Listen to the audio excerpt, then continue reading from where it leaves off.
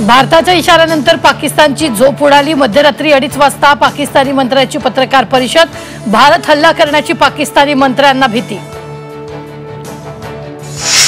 जगातील अनेक मुस्लिम राष्ट्र पाकिस्तान विरोधात, Saudi Arabia, UAE, Egypt Pakistan विरोधात। मुस्लिम देशांच्या मदतीने पाकिस्तानला धडा शिकवण्याची भारताची रणनीती। घाबरण्याची गरज नाही, पाकिस्तानकडे अणुबॉम्ब आहेत असं म्हणत नवाज शरीफची मुलगी मरियमची पोकळ धमकी। पाकिस्तानवर कुणीही हल्ला करू शकत नसल्याचं वक्तव्य। देशात जातनिहाय जनगणना केली जाणार, पंतप्रधान मोदी सरकारचा मोठा निर्णय। आगामी जनगणनेत जातीची नोंद होणार, केंद्रीय मंत्री अश्विनी वैष्णव यांची माहिती।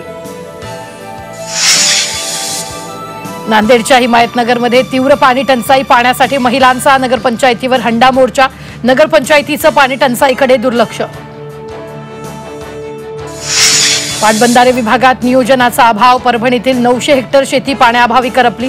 जायकवाडीचं पाणी गावापर्यंत पोहोचत नसल्याचा शेतकऱ्यांचा आरोप।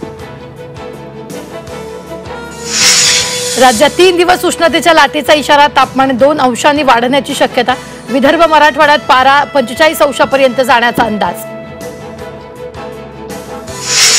नागपूरच्या उमरेड करहांडला अभयारण्यात 5-2 वाघिणीची 5 बछड्यांसह पाण्यात मस्ती। वन्यजीव प्रेमी श्वेता बांदे यांनी काढला व्हिडिओ। कोल्हापूरकरांची वाहन खरेदीला पसंती, अक्षय तृतीयेच्या मुहूर्तावर कार दुचाकी खरेदीसाठी कोल्हापूरकरांची गर्दी।